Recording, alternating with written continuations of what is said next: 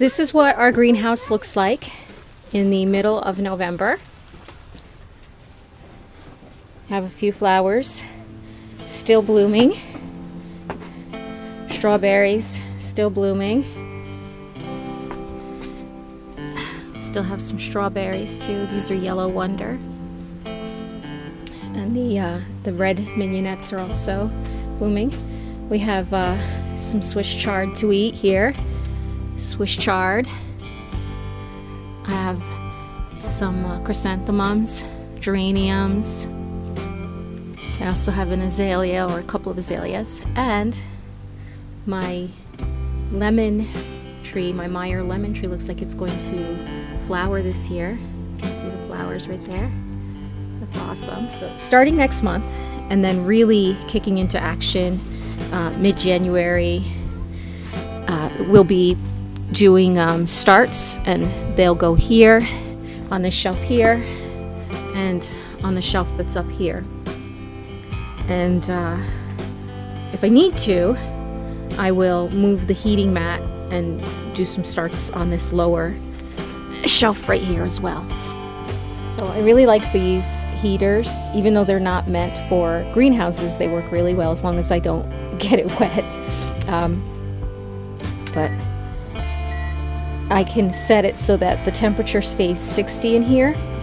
And since my greenhouse is partially sunken, it tends to retain the heat really well. So it'll kick on at night when it's really, really cold. But usually it doesn't stay on constantly. And the setting that I have it on now, you can see that it's 51 degrees. And I did that just to show you, and the door is open. But I'll come back in half an hour and you'll be able to see that it turns itself back off again. It stays pretty warm in here. So, especially in the daytime, even in the middle of the winter, the temperatures can get in here, they'll get about 100 degrees. So technically the temperature is 71.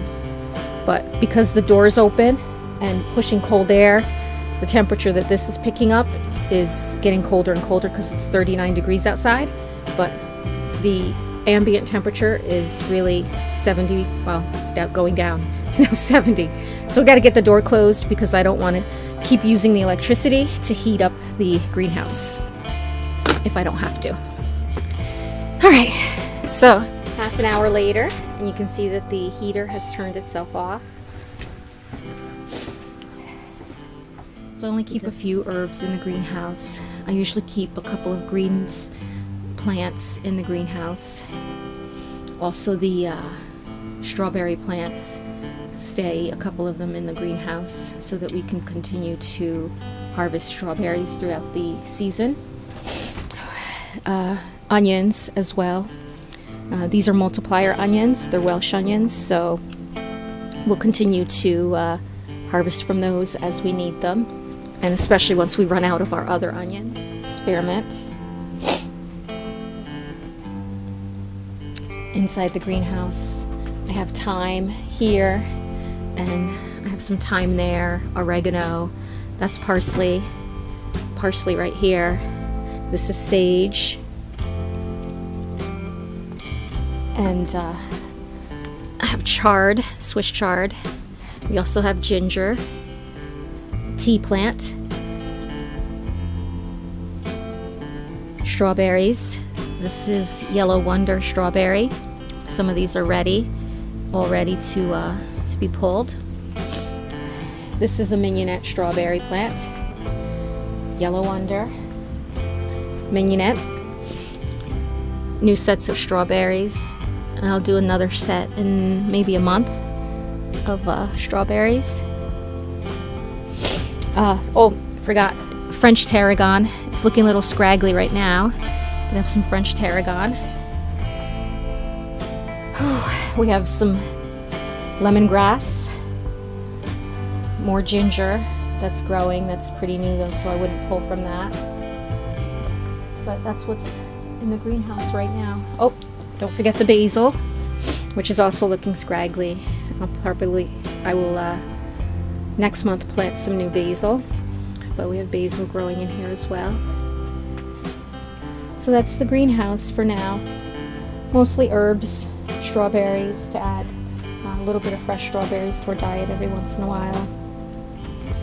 And we'll start all of our vegetables, new fruit, all of that stuff in here. I have friends coming to visit. Hello. You can't come all the way into the greenhouse.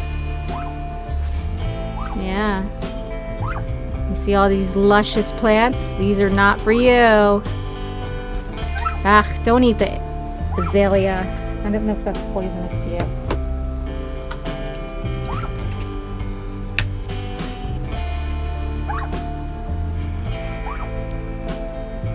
Hello, turkeys. So curious. Oh, the children will be mad at you. You're eating their strawberries. Don't eat their strawberries. No, don't eat the strawberries. All right. Time to go. Come on. Time to go before you eat up all the fruit and we have nothing for ourselves this winter.